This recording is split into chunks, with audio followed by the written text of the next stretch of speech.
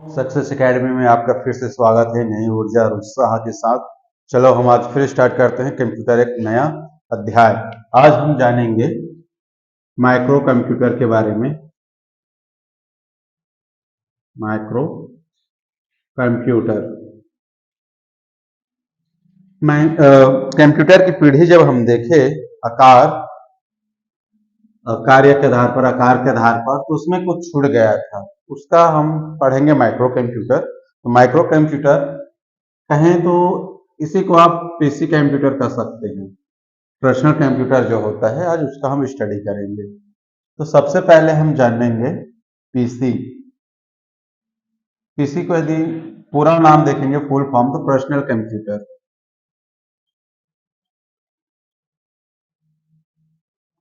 Personal computer, ये PC का पूरा नाम। कंप्यूटर में अक्सर हाफ नाम पूछा जाता है, पीसी दे दिया जाएगा, उसका पूरा नाम बताइए। इस तरह से प्रश्न इसमें बनते हैं। इसको और डेस्कटॉप के नाम से भी जाना जाना जाता है। डेस्कटॉप, ये इसका विकास जो हुआ था पीसी का 1980 में। 1980 में इसका विकास हुआ था। इस समय जो माइक्रो प्रोसेसर यूज हुआ, माइक्रो प्रोसेसर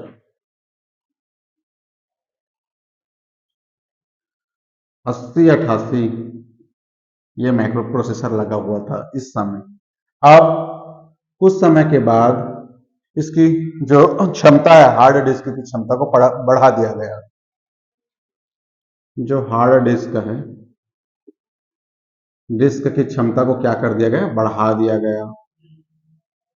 हार्ड डिस्क की क्षमता को बढ़ा दिया। बढ़ाने के लिए हम ऊपर के एरो यूज करेंगे और यदि घटाएंगे तो नीचे के एरो। तो हार्ड डिस्क की क्षमता बढ़ा दी गई। अब पीसी को पीएक्सटी कहा जाने लगा। पीएक्सटी का मतलब होता है personal extended technology.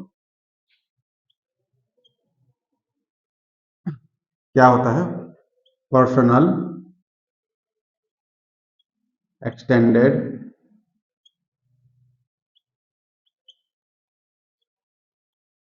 Technology, personal extended technology कहते हैं। फिर लगभग 1984 के आसपास नया माइक्रो प्रोसेसर आ गया। इस समय एक नया माइक्रो प्रोसेसर बना।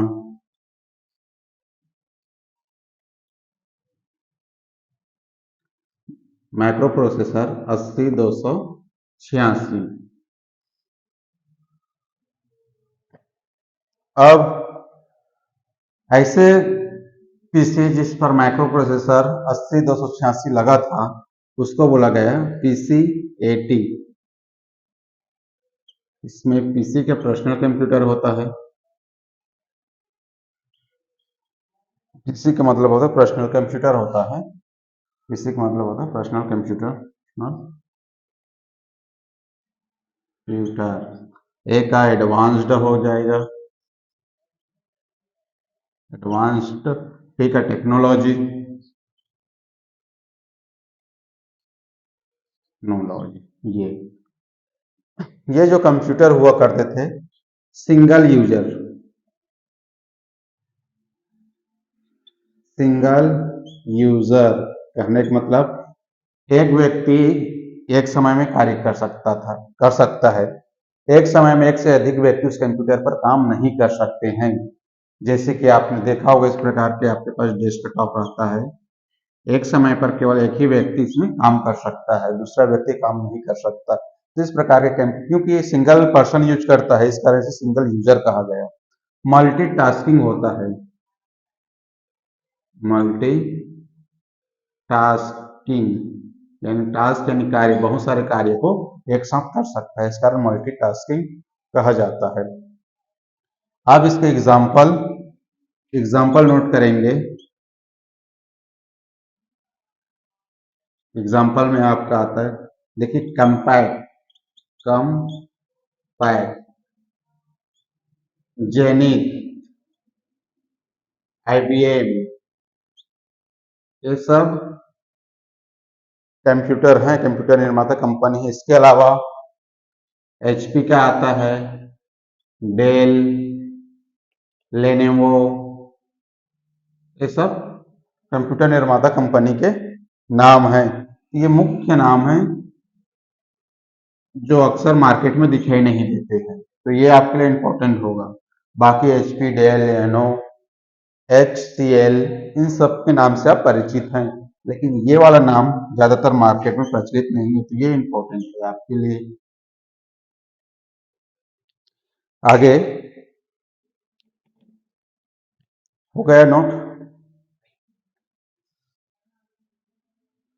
अब पढ़ते हैं नोटबुक और लैपटॉप। ये भी एक प्रकार का माइक्रो कंप्यूटर है। दूसरा आता है नोटबुक, नोटबुक या लैपटॉप। सबसे मतलब समझने की पहली कोशिश करते हैं कि लैप माने होता है गोद, लैप माने गोद। ऐसा कंप्यूटर जिसको हम गोद में रखकर चला सकते हैं उसको बोलेंगे लैपटॉप, लैपटॉप। ऐसे कंप्यूटर जिसको हम गोद में रखकर चला सकते हैं उसको बोलते हैं लैपटॉप। लैपटॉप की खोज एडम ऑसबर्न ने किया, एडम ऑसबर्न ने किया। लैपटॉप की खोज एडम ऑसबर्न ने किया है। ये जो लैपटॉप की खासियत है, इसमें चार्जेबल बैटरी होता है, चार्जेबल बैटरी होता है। ये जो बैटरी होता है वो लिथियम आयन का बना होता है। बैटरी किससे बना होता है? लिथियम आयन का। चार्जेबल है, यदि लाइट नहीं है तो पर भी यह लैपटॉप आपका चल सकता है। तो चलेगा कैसे? बैटरी की सहायता से। तो बैटरी में क्या उपयोग होता है? Lithium ion. और इसमें देखेंगे तो आपका कीबोर्ड, टच पैड, मॉनिटर यानी जो स्क्रीन लगा होता है, ये सब, और आपका सीडी, डीवीडी राइटर, और उसके अलावा सीपीयू, सब एक साथ होते हैं, अलग अलग नहीं होते हैं, एक ही जगह उपस्थित होता है। यह पीसी का छोटा रूप होता है, पीसी का लघु संस्करण है, यानी पर्सनल कंप्यूटर से छोटा होता है। इसमें पर्सनल कंप्यूटर के संबंधित सभी गुण होते हैं। पर्सनल कंप्यूटर का जो गुण है वही लैपटॉप में होता है। इसमें इंटरनेट होता है, वाईफाई होती है, ब्लूटूथ सुविधा होता है, मल्टीमीडिया सुविधा होती है, सभी प्रकार की यहाँ पर सुविधा उपलब्ध होती है। अब आती है नोटबुक। नोटबुक भी किसके बराबर है? लैपटॉप के बराबर है, लैपटॉप। लेकिन इससे ये क्या होता है? छोटा होता है और ये बड़ा होता है। तो नोटबुक लैपटॉप से छोटा होता है, लेकिन लैपटॉप के गुण नोटबुक में विद्यमान होते हैं। कितना हो गया फिर मिटा देते हैं। अब आता है वर्क स्टेशन। एक कंप्यूटर आता है वर्क स्टेशन, थोड़ा देखेंगे। वर्क स्टेशन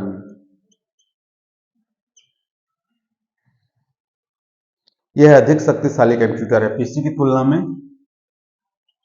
पीसी की तुलना में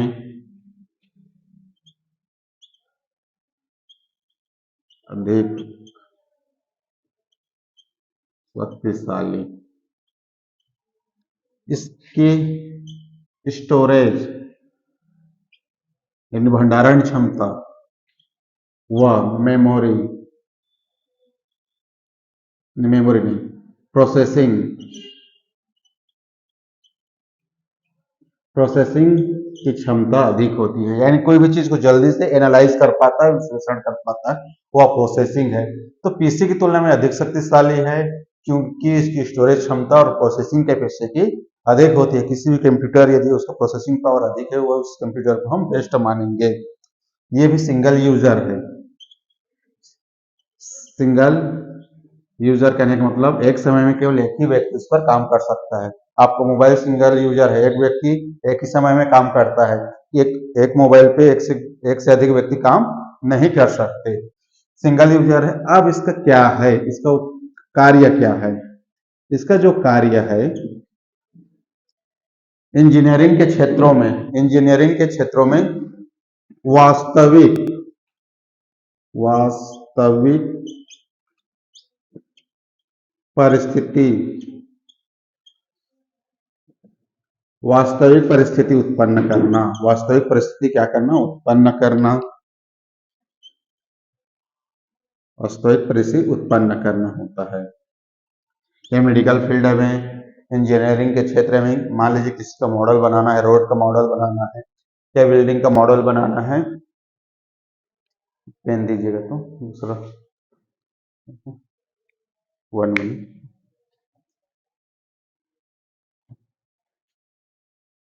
यदि वास्तविक स्थिति उत्पन्न करना है किसी भी परिस्थिति का, तो हम वर्क स्टेशन का उपयोग करेंगे।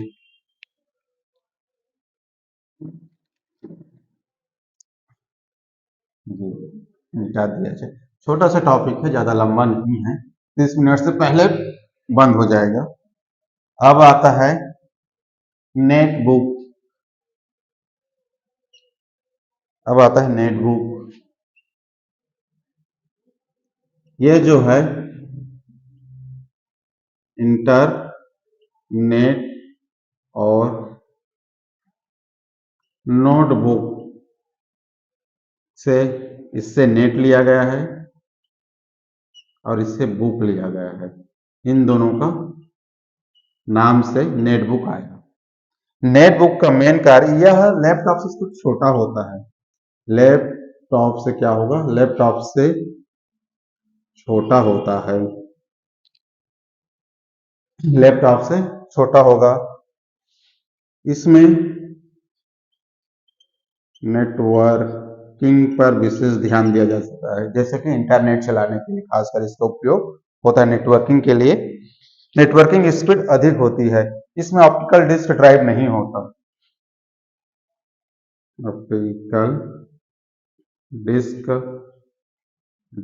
ऑप्टिकल डिस्क ड्राइव जैसे सीडी, डीवीडी ड्राइव नहीं होते हैं इस पे। एक आता है टेबलेट। टेबलेट का तो नाम सुना ही होगा। ये सभी अभी जो पढ़ रहे हैं सब माइक्रो कंप्यूटर हैं। माइक्रो कंप्यूटर में आप देखते हैं टैबलेट। तो टैबलेट में कीबोर्ड और माउस नहीं होते हैं, ध्यान रखना, माउस नहीं होता है। तब इनपुट डिवाइस के लिए किसी प्रकार की डाटा को डालना किसके थ्रू होता है? Input device. तो इनपुट डिवाइस के लिए स्टाइलस उपयोग होता है। स्टाइलस या टच स्क्रीन का प्रयोग करते हैं। इनपुट डिवाइस के लिए टच स्क्रीन या स्टाइलस का प्रयोग किया जाता है। इसी को ऑन स्क्रीन बोलते हैं। इसी को बोला जाता है on screen keyboard, on screen keyboard. बस इतना है। टेबलेट एक माइक्रो कंप्यूटर है। इसमें कीबोर्ड और माउस नहीं होते हैं। उसकी जगह इनपुट डिवाइस के लिए स्टाइलस या टच स्क्रीन का प्रयोग करते हैं, जिसे ऑन स्क्रीन कीबोर्ड का भी यूज करते हैं। किसके लिए? इनपुट क्या होता है? इनपुट डिवाइस जो किसी डाटा को अंदर भेजता है कंप्यूटर के अंदर, उसको इनपुट डिवाइस। जैसे कि आपका कीबोर्ड टाइप करते हैं कंप्यूटर के अंदर चला जाता है, माउस क्लिक करते हैं कंप्यूटर के अंदर चला जाता है, प्रिंटर से आप स्कैन करते हैं वो भी कंप्यूटर के अंदर ही जाता है। तो अंदर जाने वाले जितने भी डिवाइस हैं वो सब इनपुट कहलाता है। इसी प्रकार से आता है आपका पाम टॉप। पाम और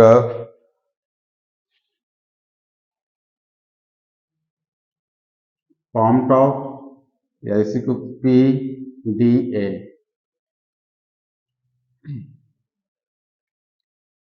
इसको बोलते हैं PDA को personal digital assistant. Personal digital assistant, इसमें कीबोर्ड नहीं होता है, इसमें भी कीबोर्ड नहीं होता है, कीबोर्ड नहीं होता है, पाम टॉप में कीबोर्ड नहीं होता है। अब आपका टैबलेट और पाम जो टॉप हैं, ये दोनों फोन की तरह यूज कर सकते हैं। फोन की तरह पाम टॉप और टैबलेट को आप फोन की तरह यूज कर सकते हैं। इसी तरह से आता है लास्ट में आपका स्मार्टफोन। स्मार्टफोन भी माइक्रो कंप्यूटर है, जिसमें कंप्यूटर के सभी गुण होते हैं, जिसमें कंप्यूटर के सभी गुण होते हैं। अब आपके स्मार्टफोन नोट करेंगे, आपके स्मार्टफोन, टैबलेट और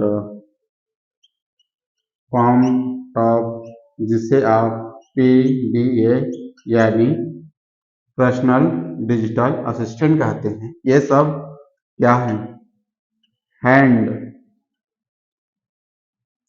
हेल्ड मोबाइल है, हैंड हेल्ड कंप्यूटर कहेंगे। ऐसे कंप्यूटर जिसको आप हाथ में पकड़कर चल सकते हैं। तो क्वेश्चन पूछता है इनमें से कौन हैंड हेल्ड कंप्यूटर है? ऑप्शन में देता है laptop, smartphone, tablet, palm top. तो ये तीनों के तीनों आपके हैंड हेल्ड कंप्यूटर हैं, जो हाथ में चलकर या हाथ में रखकर चला जा सकता है। ये तो कंप्यूटर की पीढ़ी यहाँ तक है, लेकिन अभी क्या है, कुछ शॉर्टकट है ना, कि तो यहाँ पर लिखा हुआ है A to Z शॉर्टकट की। तो हम टोटल 26 अल्फाबेट का शॉर्टकट की कवर करेंगे। तो हर लेक्चर के अंत में हम 4 शॉर्टकट की पढ़ेंगे। ऐसे करके 2 से 3 क्लास, ज़्यादा से ज़्यादा 5 क्लास में आप पूरे के पूरे शॉर्टकट की को आप कवर कर डालेंगे। तो Ctrl+1 ऑल सेलेक्टर, Ctrl+B का बोल्ड, Ctrl+C का कॉपी। देखिए इसको रखने का, जैसे कि 26 है, तो 26 में आपको 16 से 17 अपने से बन जाएंगे। केवल आपको 10 से 12 ही रखने पड़ेंगे A to Z शॉर्टकट की में। Ctrl+A का सेलेक्ट ऑल होता है, जैसे B का बोल्ड, C का कॉपी। अब D का देखिए, D में इसमें समझने वाली बात है, तो इस चीज को आप थोड़ा ध्यान, फॉन्ट ऑप्शन खुलता है इसमें MS वर्ड पे। यदि Ctrl+D आप करेंगे तो MS वर्ड में फॉन्ट ऑप्शन खुल जाएगा। इसी तरह से यदि Ctrl+ किसी ऑब्जेक्ट को, मान लीजिए एक कंप्यूटर की स्क्रीन है, ये कोई ऑब्जेक्ट है या इमेज है, इस पर आप क्लिक करके Ctrl+D दबाएंगे तो डुप्लीकेट ऑब्जेक्ट, कहने का मतलब इसका बहुत सारा डुप्लीकेट हो जाएगा। तो किस पे काम करता है? ये पावर पॉइंट पर भी काम करेगा, एक्सेल और MS वर्ड तीनों में। डुप्लीकेट ऑब्जेक्ट करने के लिए आप Ctrl+D कर सकते हैं, लेकिन font option Ctrl+D font option केवल MS वर्ड पर ही मिलेगा। तो दोस्तों आज का बस इतना ही क्लास, मिलते हैं नेक्स्ट लेक्चर में। तब तक के लिए जय हिंद, जय छत्तीसगढ़।